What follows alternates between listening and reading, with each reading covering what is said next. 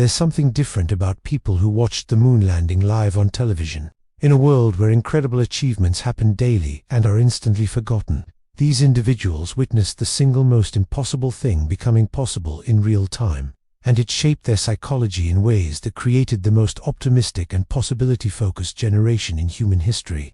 Let's start with something that defies imagination even today. Picture yourself at 10 years old on the evening of July 20th, 19. Your entire family is gathered around your black and white television set, along with what feels like the entire world, watching two human beings walk on the surface of the moon. Not a movie, not a story, not science fiction. Real human beings, 250,000 miles away from Earth, bouncing across lunar soil while you sit in your living room. Your father had been talking about this mission for weeks. "They're going to land on the moon," he kept saying, and you could hear the wonder in his voice, even though he was trying to sound matter-of-fact. Your mother had rearranged the evening schedule so the whole family could watch together. Your older siblings had friends over, because this wasn't just television programming. This was history happening live.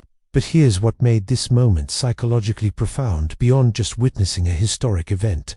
You were 10 years old, which means your sense of what's possible was still forming. And the first impossible thing you saw become possible wasn't just difficult or unlikely. It was the most impossible thing human beings had ever attempted. If people could walk on the moon, what couldn't they do? Think about what happened to your developing brain during those crackling television hours. Every step Neil Armstrong took on lunar soil was rewiring your understanding of human capability. Every word from Mission Control was proof that incredible coordination and intelligence could overcome any obstacle. Every grainy image from the moon's surface was evidence that dreams don't just come true. They come true through science, planning, and collective effort. The adults around you were crying, and you could tell these weren't tears of sadness. Your grandfather, who had been born when people traveled by horse and buggy, was watching human beings explore another world.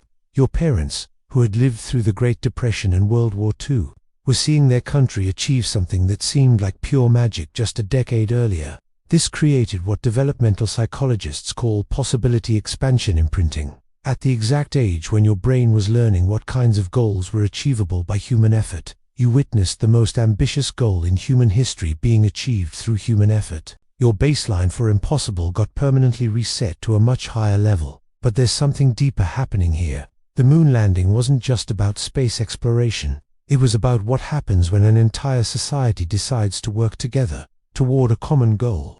President Kennedy had promised in 1961 that Americans would land on the moon before the decade ended.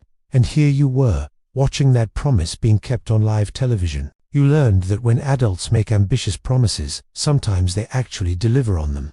That governments can accomplish incredible things when they focus resources and attention properly. That scientific research isn't just abstract knowledge, it's practical problem solving that can literally take human beings to other worlds. This developed what political psychologists call institutional achievement confidence. You experienced firsthand that large organizations, when properly motivated and organized, can overcome challenges that seem impossible to individual effort. That collective human intelligence can solve problems that individual human intelligence cannot even fully comprehend. Now imagine sitting in that living room, watching Neil Armstrong's fuzzy image on your television screen, and trying to process what you're seeing. This person is walking around on the moon, the same moon you see in your backyard every night, the same moon that people have looked at and wondered about for thousands of years, and now there are footprints on it. Human footprints. Your 10-year-old brain is making connections that will last for the rest of your life. If human beings can figure out how to get to the moon, they can probably figure out how to solve other problems that seem impossible right now. If scientists and engineers can calculate trajectories across 250,000 miles of space, they can probably solve medical problems, environmental challenges, and social issues too. This created what futurists call scientific solution optimism. Instead of accepting that some problems are just unsolvable, you learned to ask, what would it take to solve this? Instead of assuming that current limitations are permanent, you learned to think, someone will figure out how to do this better. But the psychological impact went beyond just optimism about human capability. The moon landing taught you about time horizons and patience with long-term projects. This achievement hadn't happened overnight. It had taken 8 years of constant work by hundreds of thousands of people. You were learning that the biggest accomplishments require sustained effort over extended periods. You watched the astronauts move carefully across the lunar surface, collecting samples, conducting experiments, planting an American flag. Everything they did was planned, practiced, and purposeful. There was no rushing, no improvisation, no shortcuts. This was precision and preparation paying off after years of training and testing. This developed what project management experts call long-term achievement psychology. You learned that impossible goals become possible through breaking them down into manageable steps, practicing those steps until they become routine, and then executing the plan with careful attention to every detail. The moon landing also taught you about risk and courage in ways that shaped your entire approach to challenges. These astronauts were doing something that had never been done before, using technology that had never been tested in real conditions, traveling farther from home than any human being in history. They could have died. Everyone knew they could have died, but they went anyway. This wasn't reckless, risk-taking. This was calculated courage. Smart people had worked for years to minimize the dangers, but they couldn't eliminate all the unknowns. The astronauts understood the risks and chose to accept them because the goal was worth the danger. You learned that worthwhile achievements often require accepting some level of risk, that complete safety isn't always possible when you're retrying to do something that's never been done before.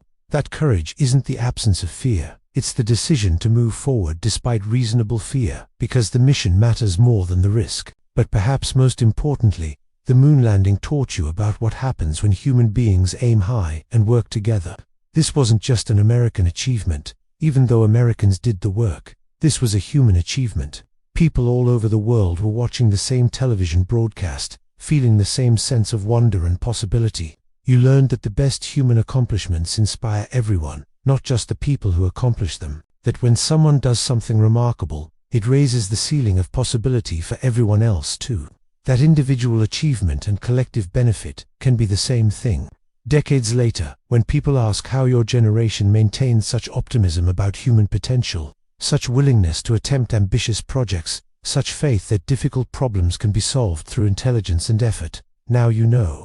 It's not just generational differences. It is the psychological legacy of watching impossible become possible while your brain was still learning what impossible meant. Now imagine trying to explain to your grandchildren what it felt like to watch human beings walk on the moon for the first time. How the crackling television transmission from another world wasn't just entertainment. It was proof that human dreams could become human achievements. How that moment changed what seemed possible for everyone watching. This isn't nostalgia for more ambitious times. This is recognition of a fundamentally different relationship with possibility and achievement. You learned that impossible is a temporary condition, not a permanent limitation. That the right combination of intelligence, effort, and resources can overcome obstacles that seem insurmountable. When younger people express cynicism about human potential, doubt about ambitious projects, or resignation about difficult problems, you carry knowledge that could help them. You've seen the impossible happen through human effort. You know that big problems require big solutions, and big solutions are possible when people work together toward common goals. Your moon landing childhood taught you that the universe is much larger than Earth, but human capability is much larger than most people realize. That scientific achievement serves human dreams, not the other way around. That watching impossible become possible changes how you think about every other impossibility for the rest of your life. Those hours in front of your television on July 20th, 1969, weren't just historical viewing. They were possibility expansion sessions that created the most optimistic and achievement-oriented generation in human history. Drop a comment and share your moon landing memory. Where were you when Neil Armstrong took that first step? How did it feel to watch impossible become possible? Do you still believe that humans can achieve anything when they work together? And if this resonated with you, hit like and subscribe, because we dive deep into the psychology that explains how witnessing history's greatest achievement shaped the remarkable optimism and possibility thinking you carry today. See you next time.